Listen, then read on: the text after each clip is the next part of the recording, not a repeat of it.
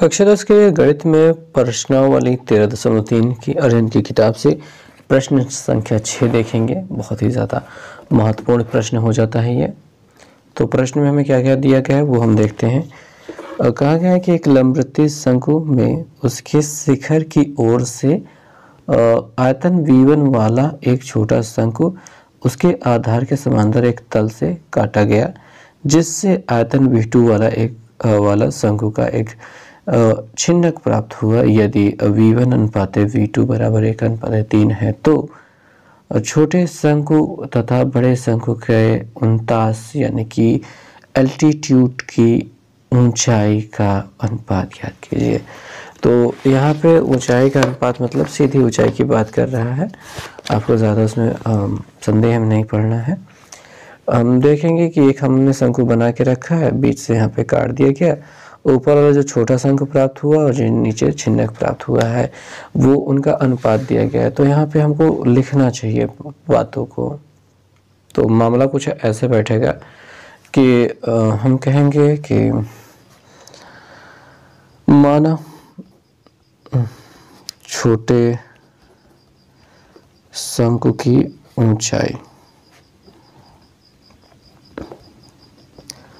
ऊंचाई आपको लेनी चाहिए h1, यहाँ से यहाँ तक की जो है वो h1 ले रहे हैं। ओके, और आधार की त्रिज्या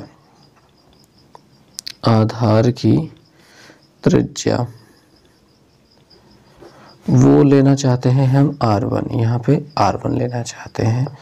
देखिए थोड़ा सा कम अच्छा दिख रहा है और ठीक है जैसे देखेंगे।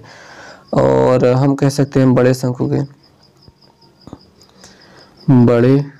शंकु की जो ऊंचाई लेना चाहते हैं हम वो लेना चाहते हैं h2, यहाँ से लेकर यहाँ तक पूरा। ठीक है, आप इसको AB भी कह सकते हो और ये h1 तो आपका ये AP है। ठीक, परफेक्ट है। ओके, आधार की त्रिज्या ये BC बराबर R2 कह सकते हैं। तो आधार की जो त्रिज्या होने वाली है इसके लिए हमने R2 लिया है। ओके, आगे बात समझते हैं कि यहाँ पे छोटे शंकु और यहाँ पे छिन्नक के आयतनों का अनुपात दिया गया है। तो हम कह सकते हैं कि V1 अनुपात V2 जो दिया गया है ये 1:3 है। तो हम यहाँ पे मान लेंगे, माना जो छोटे शंकु का आयतन है, छोटे शंकु का आयतन वो क्या होने वाला है, V1 बराबर हम 1x लेना चाहते हैं। ठीक है, और जो छिन्नक है, बात कर लेते हैं छिन्नक, शंकु के छिन्नक का आयतन वो V2 बराबर है, और हम इसको यहाँ पे जो इसका सामने 3 दिया गया है वही हम 3x लेना चाहते हैं। इन दोनों को हमने लिया क्यों ऐसा है, ताकि हम बड़े शंकु का आयतन निकाल सके। तो बड़े जो शंकु का आयतन है वो इन दोनों छोटे आयतनों के योगफल के बराबर हो जाएगा, यानी V1 प्लस V2 बराबर कह सकते हो। आप इसके बराबर V ले सकते हो, V बराबर हो जाएगा 1x प्लस 3x बराबर आप 4x कह सकते हो। ऐसा आपको मिल रहा है। ओके, तो अब बात ये करना चाहते हैं कि इन दोनों त्रिभुजों को हम करना चाहते हैं समरूप, ताकि इनकी भुजाओं का अनुपात मिल सके। बेसिकली हम h1 और h2 ये पूरी जो लेंथ है, ऊंचाई है, उसका अनुपात निकालना चाहते हैं, क्योंकि अभी बहुत काम करना बाकी है। तो शुरुआत कर देते हैं APQ तथा ABC में। ठीक, तो लिखेंगे त्रिभुज APQ तथा त्रिभुज ABC में क्या क्या मिल रहा है। तो कई चीज़ें बराबर मिल रही हैं, जैसे कि यहाँ पे ये जो कोण है और ये जो कोण है प्रत्येक 90 अंश है, वो हम बराबर कर सकते हैं। APQ त्रिभुज कोण APQ बराबर ABC कोण ABC, और प्रत्येक समकोण प्रत्येक 90 अंश है।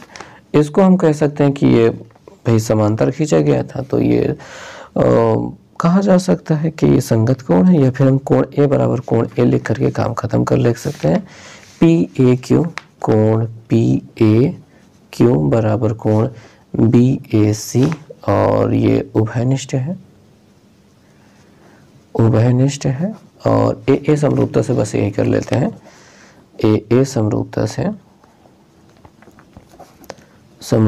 से दोनों त्रिभुज हो जाए समरूप। त्रिभुज ए पी क्यू समरूप हो गया है त्रिभुज ए बी सी के। और जब दो त्रिभुज समरूप होते हैं तो उनके संगत भुजाओं के अनुपात क्या होते हैं? बराबर होते हैं। अब यहाँ पे भुजाओं के अनुपात लेना चाहते हैं कि ए पी बटे ए बी, ए पी बटे ए बी बराबर लेना चाहते हैं पी क्यू बटे बी सी, पी क्यू बटे बी सी। ठीक, समरूप त्रिभुज की संगत भुजाएं, संगत भुजाएं, जिसकी वजह से ये क्या है? समानुपाती है। अच्छा, ये AP जो है, अगर आप जाने कि AP क्या है, वो H1 है, तो H1 है, और AB क्या है? पूरा यानी कि H2 है, और ये अपना R1 है, और ये R2 है। ये एक इक्वेशन बन गया है जो हम आगे चल के प्रयोग करने वाले हैं इस प्रश्न को हल करने के लिए। तो सबसे पहले बात तो इनके आयतनों का, छोटे शंकु का आयतन बटे बड़े शंकु का आयतन, यही हमसे पूछ रहा था। उनका आयतनों का अनुपात तो दिया है, पर उनकी ऊंचाइयों का अनुपात हमको पूछ रहा है। तो हम पहले उनके आयतनों का अनुपात लिख लेंगे, फिर उनकी ऊंचाइयों का अनुपात तक पहुंचेंगे। तो हम यहाँ पे लिखेंगे छोटे शंकु का आयतन बटे बड़े शंकु का आयतन। यहाँ से काम बनने वाला है।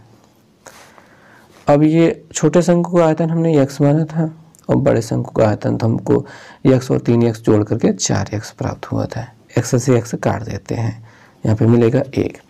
छोटे शंकु के आयतन के लिए सूत्र लिखेंगे 1/3 pi r1 square h1 upon 1/3 pi r2 square plus h2 equal to, यहाँ पे 1/4 है। ये पूरा हिस्सा खत्म हो गया। अब चूंकि h1/h2 बराबर r1/r2 हमने प्रूव कर लिया है इतनी मेहनत करके, तो वही चीज़ को यहाँ पे प्रयोग कर लेते हैं। h1 ठीक है, r1 की जगह पे हम h1 रखना चाहते हैं, तो इसको थोड़ा सा और अच्छे से लिख लेते हैं। पहले हम लिखते हैं कि r1 ये r2 है, पूरे के होल स्क्वायर हो गया है, इनटू यहाँ पे h1/h2 है बराबर 1/4 है। तो इसमें वैल्यू रख देते हैं, r1/r2 की जगह पे h1/h2 रख देते हैं, होल स्क्वायर है, इनटू h1/h2 पहले से क्या है बराबर 1/4, और यहाँ पे ब्रैकेट में लिख देना चूँकि h1/h2 इक्वल टू r1/r2 हमने ऊपर प्रूव किया है। इन दोनों का गुणा अगर आप इसको समझें, सेम टू सेम गिनती, घाते 2 घाते 1 मिलकर के क्या हो गया, h1/h2 की घाते 3 हो गया, बराबर क्या है 1/4 है। और अगर आप एक चीज़ जानते हो कि जो घात 3 होती है उधर जाने के बाद 1/3 हो जाएगी, तो आप अच्छे से चीज़ों को मतलब ख़त्म कर पाएंगे। तो ये हो जाएगा क्या, h1/h2 equal two cube root 1/4 पर, ठीक है, क्यूब रूट 1/4, यहाँ पे अंडर रूट की यहाँ पे कर्ली बनेगी, कर्ली की घाते 3, या फिर इसको ऐसे भी लिख सकते थे, ऐसे ना लिख करके डायरेक्ट ऐसे लिखते कि 1/4 की घाते 1/3, ऐसा कुछ हो गया।